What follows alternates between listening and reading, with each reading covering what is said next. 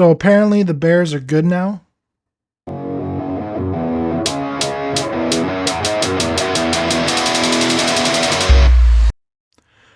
What's up, guys? Welcome back to the Gridiron podcast. As always, it's Nick and Mike.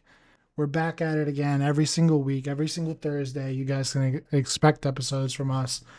Now, let's get straight into it, right?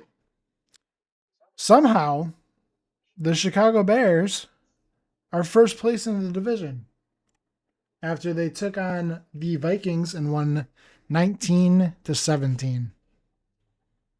Yeah, I mean, the Chicago Bears take first place with this victory. But once again, though, I thought they were going to lose until at the last play when they needed it. They got a Devin Duvernay, I think it was like a 58-yard kick return, and that set them up to go in field goal range and basically kick the game-winning field goal. They made the play when they needed it because J.J. McCarthy did it again. But the key takeaway for the Chicago Bears that is really intriguing because it's kind of like the same thing as the Packers is they cannot put away bad teams. And they keep these teams around. And, when you lose games like the Packers do because you can't put the bad teams away, the Bears, on the other hand, have found a way to win these games. And they're sitting at 7-3 now. Yeah, and it's interesting to point out that going into this, we were kind of torn on whether or not JJ McCarthy was going to come out and beat his hometown team again. Yeah. But it's a whole different Chicago team at this point than it was week one. Which honestly, JJ did. I mean, that throw to Jordan Addison was pretty tight in the end zone. Good throw, good catch, but special teams, man. And the funny thing is, Nick, when we talked about it a couple weeks ago, we talked about how the special teams was a bear killer. Now here it is. Finally, when they needed it, they got it. Something else we mentioned prior is Justin Jefferson becoming more of like a diva. We saw him on the sideline slamming his helmet down. Obviously, nobody likes to lose, but it came out that it was because he didn't get targeted as much. Like, come on. I mean, yeah, you guys lost the game, and that sucks. Nobody likes losing, but don't be going around and being like, well, I'm not going to put in the effort and if my team's going to continue losing. Because when it comes down to contract negotiations in a couple of years for him, then they're going to look back at this and be like, well, you're not a team player.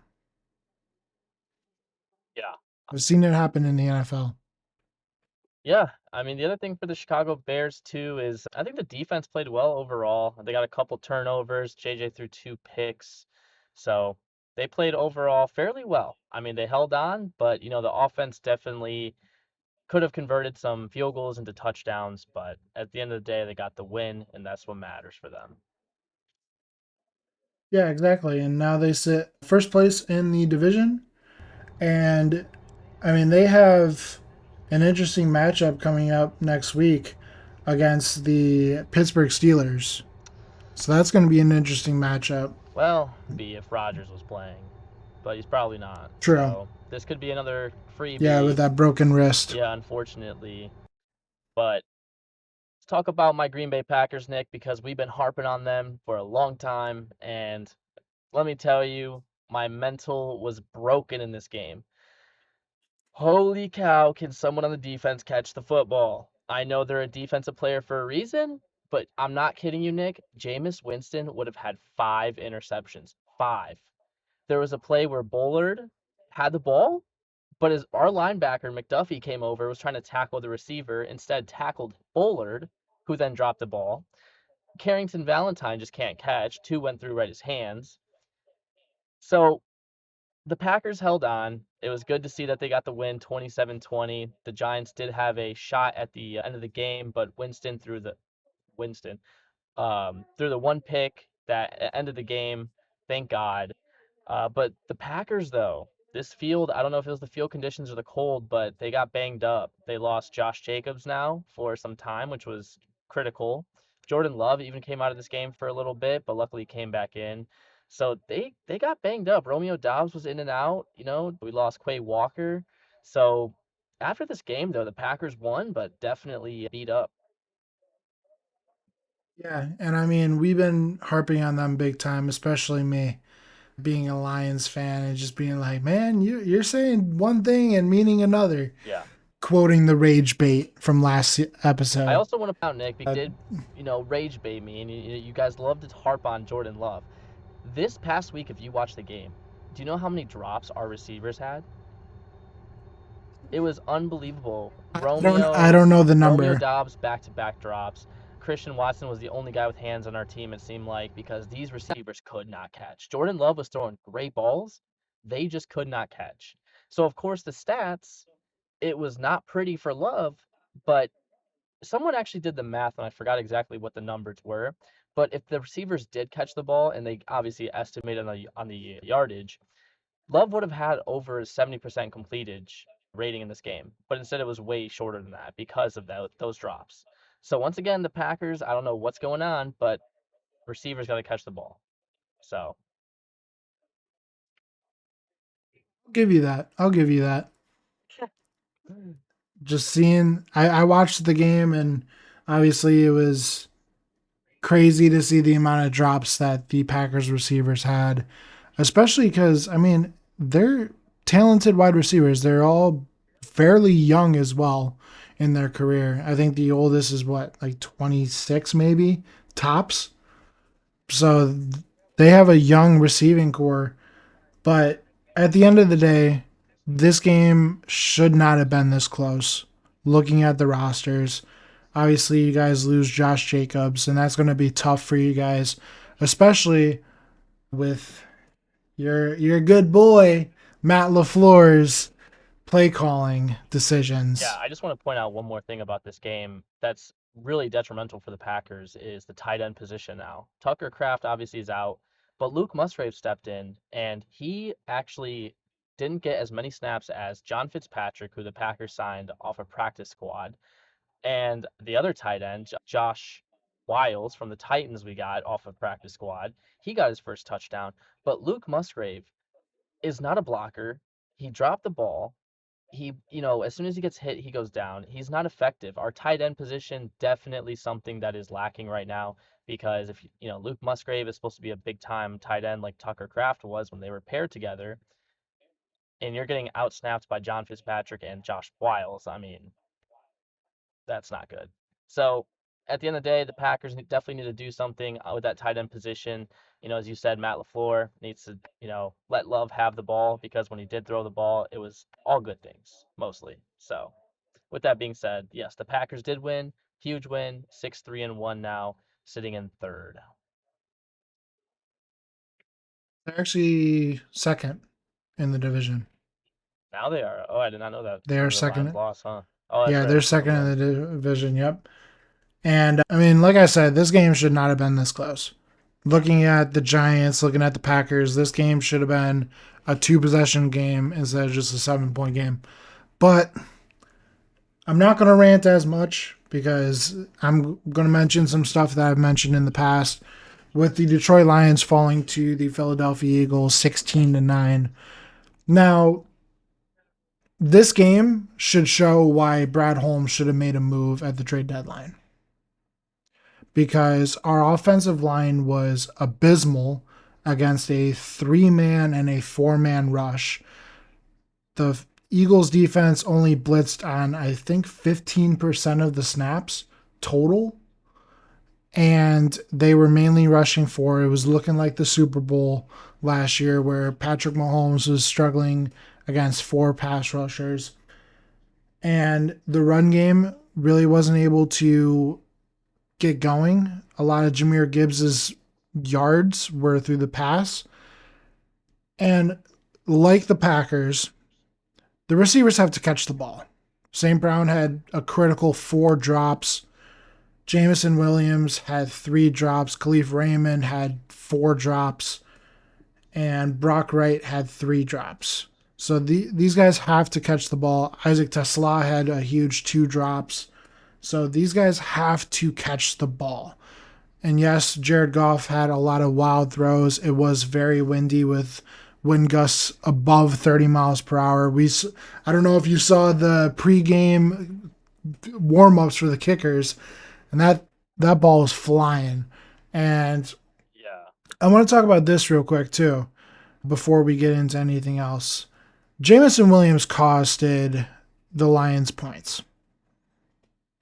I like celebrating after you get a touchdown, but in that situation with the wind, you turn a 25-yard PAT into a 45-yard PAT.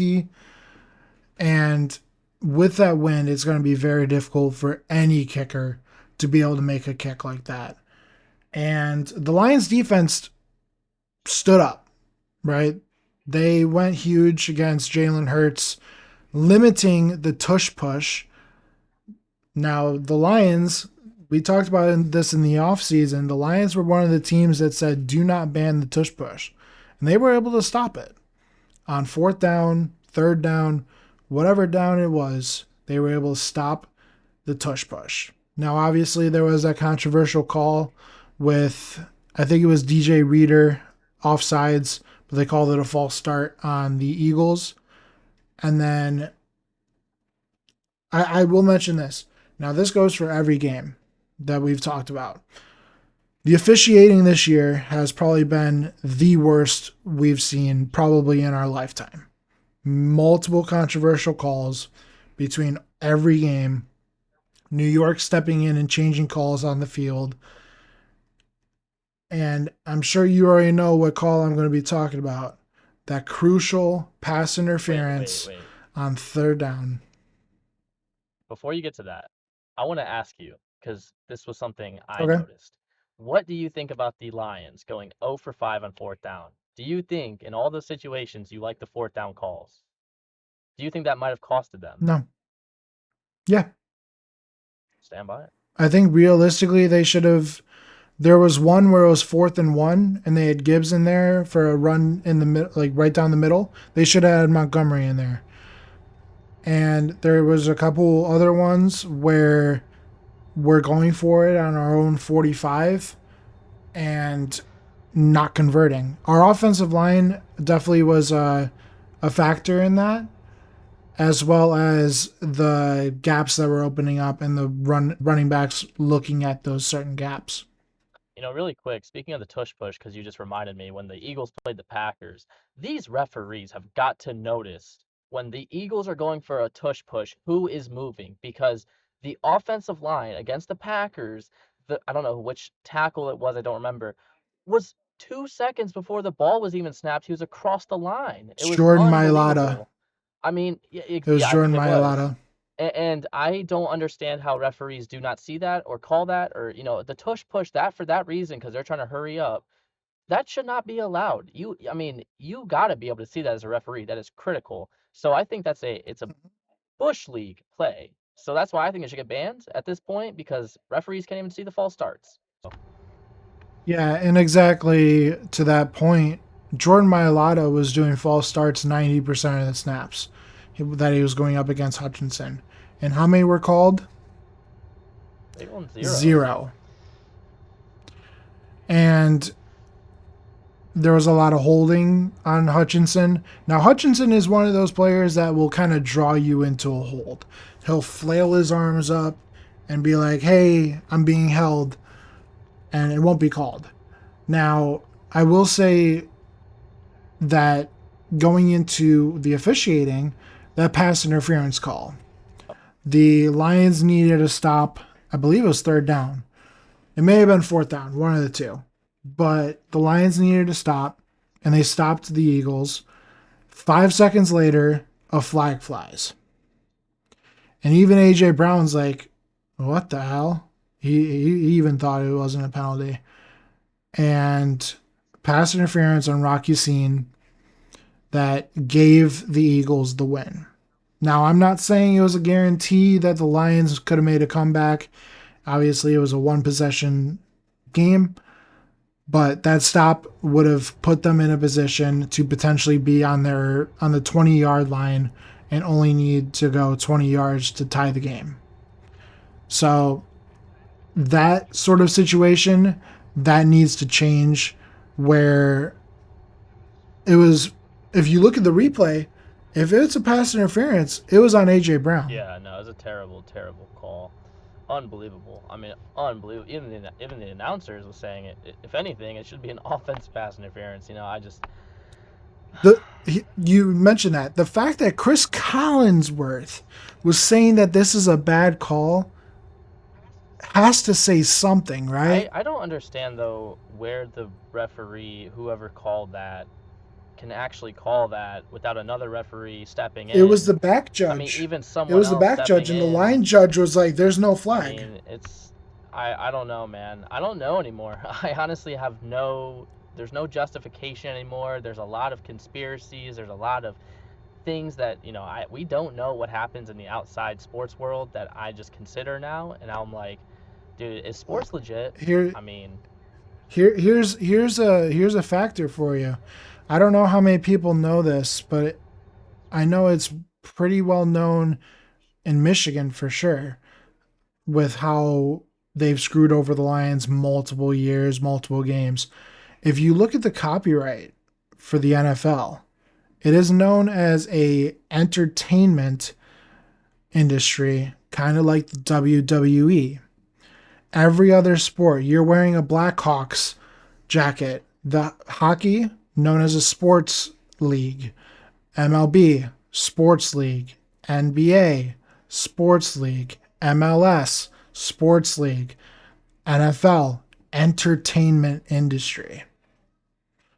So there is a lot of scripting that could go into it, and it could turn into a situation where, I know me and you watch Tom Grassi, yeah, you as a Packers fan and me just a fan of football and a fan of comedy. If the NFL was scripted, he posts every week. interesting. And I'm like, this actually makes sense. Super interesting. Well, Nick, I think on that note, we can let people think about that and digest all of that and head into our next segment, which we are going to be talking about the NFC North, the playoff picture, and who the NFC North is competing with currently in the NFC. So I think to start off, obviously, I think we can write off the Vikings. I think it's the Lions, Bears, Yeah. Packers. I think if the Packers win this Sunday, Vikings are definitely out, no question. With that being said, we were talking about how the North has 3 teams. The West has 3 teams. So this could get really interesting coming down to the wire, Nick. Yeah, and I even have the playoff picture. If the season were to end today, the playoff picture would look like this for the NFC. Number 1 seed will be the Eagles, sitting at 8-2. The number 2 seed will be the LA Rams, sitting at 8-2. The 3 seed would be the Bears at 7-3. 4th seed will be the Tampa Bay Buccaneers, obviously the 4 division leaders being the NFC East, West, North, and South. And then you go into the wild card teams. Now this is where it gets really interesting. The number 5 seed they currently have as the Seattle Seahawks, sitting at 7-3, second in the NFC West. The number 6 seed would be the Green Bay Packers, sitting at 6-3-1, second in the NFC North. And now that final spot they have as the San Francisco 49ers, sitting at 7-4, third in the NFC West. And the 2 teams sitting outside of the playoff picture, at the 8 seed is the Detroit Lions, who jumped down from the 4 seed this past week to the 8 seed. They currently sit at 6-4, third in the NFC North. And then that 9 seed is the Carolina Panthers. That's a team that we did not expect to be in this situation. Yeah. Sitting at 6-5, they are second in the NFC South. And then obviously you have the Cowboys, Vikings, Cardinals, Falcons, Commanders, Saints, and Giants. Where I think realistically, the Cowboys down will not make the playoffs. I think it's going to come down to the Panthers, Lions, and then whoever takes the NFC North. Yeah, and the crazy thing with all this is the NFC North and the West actually still play each other. So the Lions and Rams play each other. I think the Lions and Niners play, if I'm not mistaken, too. Or am I incorrect about that? They do not play the Niners. Well, the Rams play the. I know the Rams play the Lions. Well, the West still plays each other nonetheless. I know the Rams have a decent schedule, Mm, playing the Cardinals twice, so they could easily be in. But this is a critical time for the Lions and Bears and Packers because the Packers only have one game in the division, playing the Lions on Thanksgiving, playing the Vikings this Sunday, but they play the Bears twice in a matter of 3 weeks. And they also play the Ravens, who obviously now have Lamar back. So, and they play in Denver, and that's not easy. So they do not have an yeah, easy back nine, as I'll call it. But this is critical. These are must game wins. Yeah, yeah, and must must win win games. That's games. right. I knew I said it wrong. So, and speaking of the Lions, I mean, they have the Giants coming up. That should be a cakewalk. Should be. Should Yeah. be. I think realistically, it's going to come down to the offensive line. Now, you speak of tight ends for the Packers being on IR. Sam Laporta is placed on IR, so he has to miss at least 4 weeks. So we have Brock Wright, and it was announced that they will have Jordan Meeks lining up at linebacker, or sorry, tight end, at 6'2", 225 pounds. The cousin of NFC North legend Zadarius Smith. That's cool. That's cool.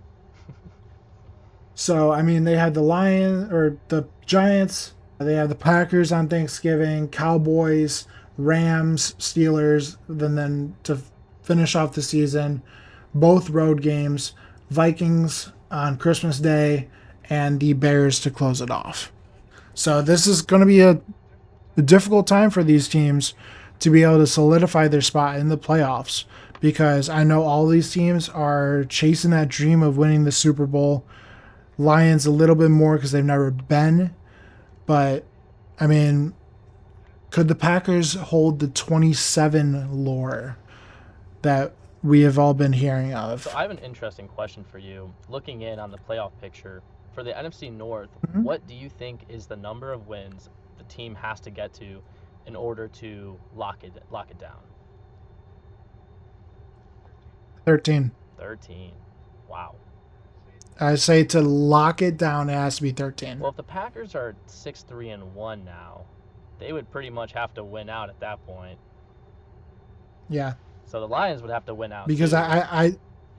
I don't think that 12 would cut it, especially with the NFC West being the way that they are right now. Because you can only have 7 teams in the Right. playoffs, and 4 of them are division winners. Now, let's dive into this real quick.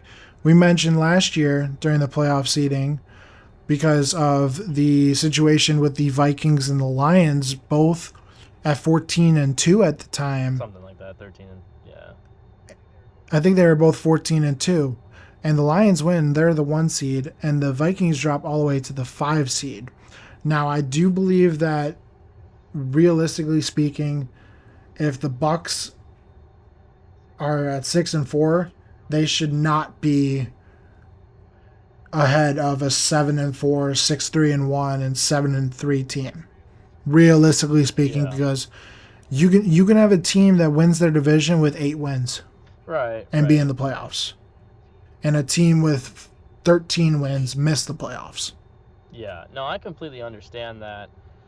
I don't know what the NFL can do to really make that fair because on both sides people will not be happy. So, Hmm. it is unfortunate like the Buccaneers get to play the Saints twice and we have to play each other twice. I mean, it's not the equivalent. So, I don't know. It's unfortunate that's the way it is, but at the same time though, if you are that good team such as let's just say this year the Lions are a wild card team, they play against the Bucks and let's say the Lions have a better record. Statistically, the Lions are a better team than the Buccaneers, I would think. So I think they should be able to beat Yeah, Tampa I mean Bay. they showed it this year already. Right. Just saying for example, just saying if it was any other team with a better record, you would think they could go into a home, like another team's home and probably beat them if they are better.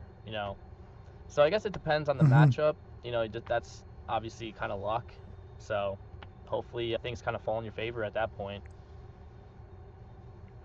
Yeah, and let's look into the next segment that we're going to be doing, just predicting next week's schedule Yeah. for the NFC North. Now, we mentioned some of these games already. Obviously, the Packers face another NFC North team, the Minnesota Vikings, now without Josh Jacobs and without Tucker Kraft. It is in Green Bay, and I think depending on the weather, this is going to be a determining factor. Now, I think the Packers have it. I'm going to take the Packers. I think as long as they can catch the football, that's a key factor for you Yeah. guys. Can catch the football, and if Matt LaFleur can kind of keep Brian Flores' defense a little at bay, right, and kind of outmaneuver them, because that's going to be the deciding factor. Yeah, I think that we do have a lot of interesting weapons such as Savion Williams and Matthew Golden who will become more involved because of these injuries, and maybe Romeo's not 100%. Uh, with that being said, I'm not going to count the run game out. Emmanuel Wilson, he's not a starter, not a he's a backup, and he's fine. He does actually create some Mm-hmm. explosive runs, but he's not in every. Oh my gosh, dude! He's not an Every he's not an down, every yeah, down back. exactly. So with that being said, I do think the ball will be in Love's hand more, and I do think that's a good thing. I think I did see an interview with Micah Parsons with this Giants game saying how angry and frustrated he was with this game wasn't a lot cleaner on his end. So hopefully the defense will step up even more and put the Vikings away. Yeah, say I'll give the Packers maybe And 24 for to the love 10. of God, just want to bring this up really quick. Can we get a kicker, please? I mean, okay, I like Lucas Haversick. I know he set the record and everything. I know the wind was bad last week, but that when you missed the extra point, I knew we were in for a game, bro. Like I was so frustrated with that because of all the kicker situations we've had in the past couple of years. However, they put McManus back on the injury report, but what were they doing for like the last month? It just makes no sense. Anyways, Packers got this game, I think 27-16. Yeah, and speaking of kickers, one of my former coworkers had said, "You're telling me that there's not 32 people that can kick a football on this earth?" I mean, we'll see, man. We need something. And then going into the Chicago Bears, they have, like we mentioned, the Pittsburgh Steelers. Unfortunately, I'm going to have to go with the Bears. Yeah. I think right now they're just at a level that the Steelers can't hang with them. And obviously, Aaron Rodgers potentially being out with, I believe it was fractured wrist, maybe broken wrist. I definitely know it's a wrist issue, but potentially not having Aaron Rodgers this week for the Steelers, I got to have the Bears. I'm going to go 28-24. Closer game. Yeah, unfortunately, Rodgers, I think fractured his left wrist. I'm not 100% sure on that. But nonetheless, he probably won't be playing. If he does, that'd be kind of crazy. I think, unfortunately, he won't be able to ruin the Bears' time in Chicago at home at Soldier Field for one last time. Unfortunately, I got the Bears. I think it'll be 33-17. I don't think it'll be relatively close, unfortunately. So, unfortunately, the Bears will be up to 8-3. So, getting closer to that 13 marker. Saw Oh, that yeah, coming. right. And lastly, we did talk about it, Nick. I think it's a pretty one-dimensional pick here. Lions, Giants. Forget about it. Lions. Yeah, we can just wrap it up. Score prediction? 75-7. It is Jameis Winston, and He picked Aiden the ball off. Hutchinson does like. And I will say DJ Reed will be back. I am hearing reports that DJ Reed will be back. I'm hearing reports that Malcolm Rodriguez will be back. I'm hearing reports that Miles Frazier will be back. I'm hearing reports that Hutchinson is looking for a bounce back, Prediction. which can be a very dangerous thing And Goff is looking for a bounce back as 2 well. interceptions, 1 fumble. Lions defense will create that easily. I'm going to go with 3 interceptions, 2 forced fumbles. Gosh. Actually, 3 forced fumbles. I think Meek Roberson will get one, Branch will get one, and Hutch will get one. I think those are like the main guys that mainly get one. And 3 interceptions. I'll say 2 from Terrion Arnold. He's due. Actually, no, he's going to be out with a concussion. 1 from Rock Yassin, 1 from Amik, and I'll go one from Hutch. Man, you're going for the appetizer, main course meal, and dessert. Yeah, and I'll say Jared Goff has a bounce back game from last game. It's going to be indoors again. I'm going to say he's going to go 72% completion percentage. All right, we get it. 3 touchdowns and no interceptions. Pants the Giants. And I'm going to go 52. I think they're going to tie their highest score.